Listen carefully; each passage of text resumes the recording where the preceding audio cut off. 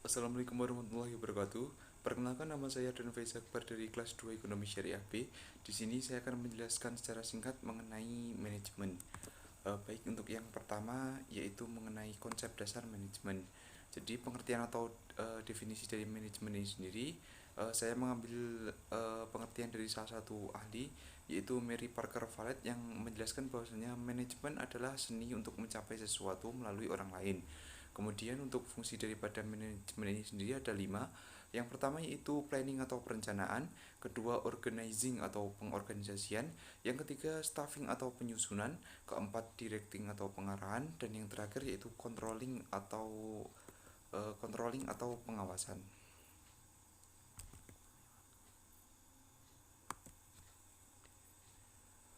Selanjutnya yaitu teori dari pemikiran ilmu manajemen ini sendiri, yaitu yang pertama menurut perspektif manajemen klasik, kedua perspektif manajemen perilaku, yang ketiga perspektif manajemen kuantitatif, dan yang keempat yaitu perspektif manajemen kontemporer. Selanjutnya di sini saya akan menjelaskan uh, teori manajemen perilaku yang dimana konsep ini diterapkan oleh Mary Parker Valet. Jadi teori manajemen perilaku ini adalah konsep untuk memperbaiki teori manajemen klasik, yaitu dengan memanusiakan manusia, di mana konsep manajemen perlu di indikator-indikator sosial dan psikologi yang menganggap bahwa tenaga kerja sebagai bagian penting dalam suatu organisasi, bukan untuk dipaksa untuk bekerja. Kemudian yang kedua yaitu teori organisasi. Jadi organisasi adalah sekumpulan dua orang atau lebih yang bekerja sama dengan terstruktur untuk mencapai tujuan yang spesifik. Untuk unsur pembentukan organisasi sendiri yaitu terdiri dari sekelompok orang, memiliki tujuan yang jelas, adanya kerjasama, memiliki peraturan, memiliki tempat yang digunakan untuk berkumpul, dan yang terakhir yaitu memiliki modal untuk mengembangkan organisasi. Untuk bentuk-bentuk organisasi sendiri yaitu yang pertama yaitu organisasi lain atau otoriter. Jadi organisasi ini adalah organisasi di mana pelimpahan wewenang langsung sepenuhnya kepada bawahannya dari manajemen. Kemudian manajemen atau atasan. Kemudian yang kedua yaitu organisasi line dan staff.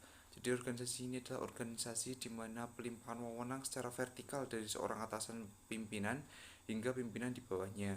Kemudian yang ketiga yaitu organisasi fungsional, yaitu organisasi di mana kekuasaan pimpinan dilimpahkan kepada para pejabat yang memimpin satuan di bawahnya. Kemudian yang selanjutnya yaitu mengenai manajer dalam kegiatan manajemen. Jadi manajer adalah individu yang bertanggung jawab secara langsung untuk memastikan kegiatan dalam organisasi. Proses manajemen adalah daur ulang beberapa kegiatan yang dasar yang berhubungan secara integral yang dilaksanakan di dalam manajemen secara umum, yaitu proses perencanaan, pengorganisasian, pelaksanaan, dan juga proses pengendalian. Untuk peran dan fungsi dari manajer dalam organisasi sendiri yaitu yang pertama membuat penugasan kerja, kedua yaitu memberikan pengarahan atau instruksi, ketiga yaitu melakukan tindak lanjut dari pengarahan atau instruksi yang tadi, kemudian memberi bantuan atau dukungan kepada karyawan, kemudian yang terakhir yaitu memecahkan masalah jika terjadi masalah di dalam organisasi.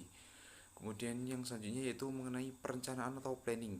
Jadi perencanaan atau planning ini adalah proses untuk memutuskan tujuan apa yang akan dikejar selama jangka waktu mendatang dan apa yang akan dilakukan agar tujuan itu dapat tercapai.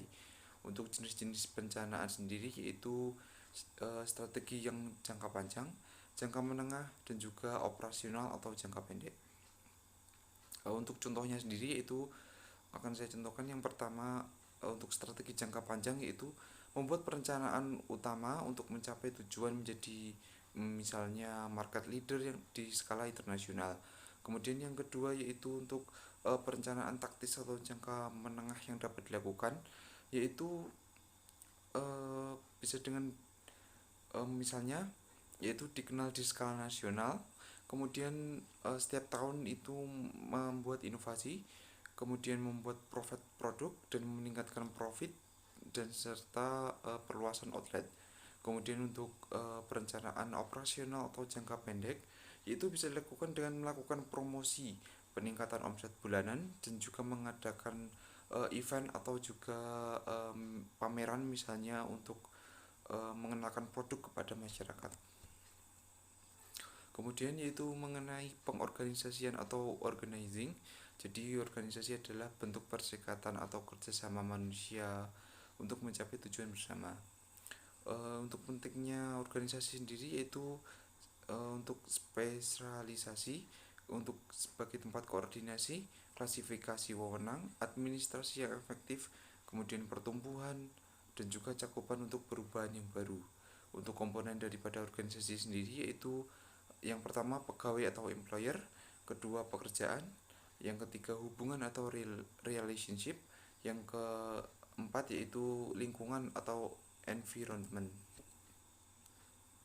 Yang selanjutnya yaitu penyusunan atau staffing. Jadi penyusunan atau staffing ini adalah penyusunan kegiatan menurut tenaga kerja untuk mengembangkan organisasi atau perusahaan agar setiap uh, petugas atau pekerja itu memberi daya guna maksimal kepada organisasi. Untuk hubungan antara staffing dan organisasi sendiri itu yang pertama untuk menampung berbagai kegiatan yang harus dilaksanakan pada suatu organisasi. Kemudian yang kedua sebagai penetapan orang-orang yang akan memangku masing-masing jabatan dalam organisasi. Selanjutnya yaitu pengarahan atau directing. Jadi pengarahan adalah kegiatan memberikan arahan agar seluruh tim atau karyawan dan sumber daya dapat bekerja untuk mencapai tujuan bersama. Tujuannya adalah memberikan stimulus agar perintah tugas dari atasan dapat dilaksanakan oleh individu yang memiliki tanggung jawab terkait bawahan. Perintah dapat dilakukan secara lisan maupun tertulis sesuai dengan tujuan dan kebutuhan yang ingin dicapai. Dan jika sebuah perintah dikeluarkan, maka si pemberi perintah harus dapat menafsirkan bahwa perintah tersebut harus dijalankan atau harus dibatalkan. Untuk faktor penentu rancangan struktur organisasi sendiri yaitu adalah besar kecilnya organisasi itu sendiri, kemudian strategi apa yang dilakukan oleh organisasi itu, selanjutnya teknologi yang ada, dan yang terakhir yaitu karyawan atau sumber daya yang tersedia. Selanjutnya yaitu mengenai pengawasan atau controlling. Jadi definisi dari pengawasan adalah proses untuk menetapkan ukuran kinerja dan pengambilan tindakan yang dapat mendukung pencapaian hasil yang diharapkan sesuai dengan kinerja yang ditetapkan. Tujuannya yaitu memberi jaminan ketetapan dalam proses pelaksanaan tugas sesuai dengan rencana yang sudah dibuat sebelumnya berdasarkan kebijakan dan juga perintah. Untuk tahapan dalam proses pengawasan ini sendiri yaitu yang pertama melakukan penetapan standar pelaksanaan, yang kedua menentukan pengukuran pelaksanaan kegiatan, ketiga melakukan pengukuran pelaksanaan kegiatan, keempat pembandingan pelaksanaan dengan standar evaluasi, dan yang kelima yaitu pengambilan tindakan koreksi apabila diperlukan. Kemudian yaitu motivasi dalam organisasi. Jadi definisi dari motivasi ini adalah hasrat atau dorongan yang timbul pada diri seseorang secara sadar atau tidak sadar untuk melakukan suatu tindakan dengan tujuan tertentu.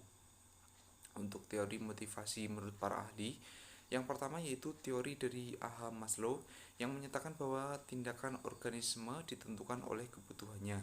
Jadi setiap organisme atau perorangan memiliki motivasi apabila mereka merasa memiliki kebutuhan. Kemudian yang kedua teori dari Frederick Herzberg yang menyatakan bahwasanya motivasi mendorong orang untuk bekerja dengan baik. Jadi menurut Frederick Herzberg ini motivasi dapat mendorong seseorang untuk bekerja dengan lebih baik daripada sebelumnya. Kemudian yang ketiga yaitu teori dari Doug McClellan yang menyatakan bahwasanya individu dapat memiliki motivasi jika memang dalam dirinya memiliki keinginan untuk berprestasi lebih baik dibanding yang lainnya. Selanjutnya yaitu kepemimpinan dalam organisasi.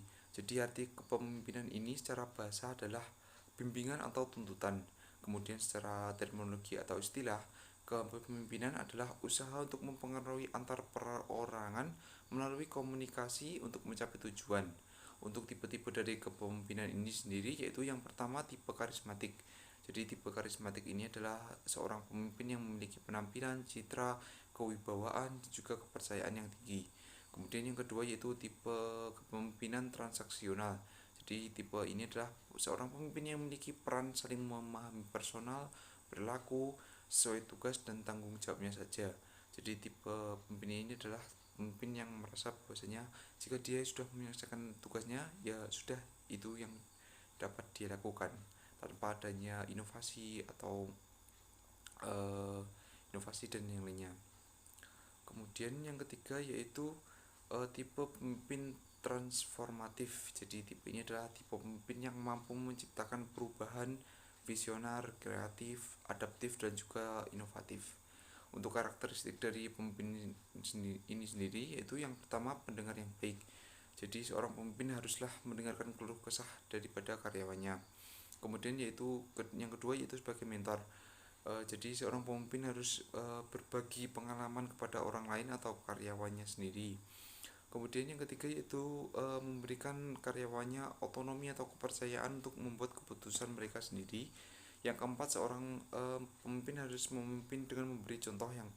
Kemudian yang terakhir, seorang pemimpin harus mendukung dan juga memotivasi karyawannya. Kemudian yang selanjutnya mengenai komunikasi dalam organisasi. Jadi definisi dari komunikasi ini adalah proses penciptaan dan saling tukar-menukar pesan dalam satu jaringan hubungan. Untuk fungsi daripada komunikasi ini sendiri dalam organisasi adalah untuk memperoleh informasi mengenai lingkungan kerja dan cara bertindak terhadap lingkungan organisasi.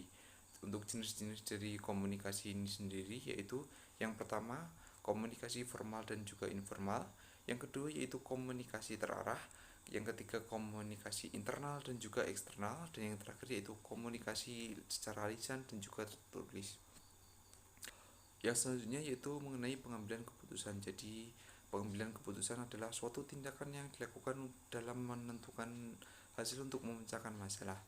Jadi dalam pengambilan keputusan yang tepat akan menghasilkan suatu perubahan terhadap organisasi ke arah yang lebih baik. Namun sebaliknya, jika pengambilan keputusan salah, maka akan berdampak buruk pada roda organisasi. Untuk teori-teori dari pengambilan keputusan ini sendiri, yaitu yang pertama teori rasional komprehensif, yang kedua yaitu teori instrumental, dan yang ketiga yaitu teori pengamatan terpadu. Dan metode yang dapat dilakukan dalam pengambilan keputusan yaitu yang pertama, kewenangan tanpa diskusi, kemudian yang kedua, pendapat para ahli, yang ketiga, kewenangan setelah diskusi, dan yang keempat yaitu kesepakatan bersama. Selanjutnya yaitu tentang macam-macam dari manajemen sendiri, yaitu yang pertama, manajemen sumber daya manusia. Jadi manajemen ini adalah proses bagaimana organisasi mencari dan mendapatkan orang yang tepat untuk setiap bagian yang ada pada organisasi tersebut, baik mencakup rekrutan, pengembangan, hingga motivasi dan juga evaluasi. Kemudian yang kedua, mengenai manajemen keuangan. Jadi manajemen ini adalah proses pengelolaan dana baik yang berkaitan dengan pengalokasian dana untuk pembiayaan investasi dan juga pembelajaran secara efisien. Untuk kemudian yang ketiga yaitu mengenai manajemen operasi, yaitu proses pengelolaan keseluruhan sumber perusahaan yang dibutuhkan dalam menghasilkan barang atau jasa yang akan ditawarkan kepada konsumen. Kemudian yang keempat yaitu manajemen pemasaran. Jadi manajemen ini adalah proses dalam memilih pasar-pasaran yang dan meraih, mempertahankan serta menumbuhkan pelanggan dengan menciptakan, mengantarkan dan juga mengkomunikasi nilai pelanggan yang unggul. Mungkin itu yang dapat saya sampaikan, kurang lebihnya mohon maaf. Wassalamualaikum warahmatullahi wabarakatuh.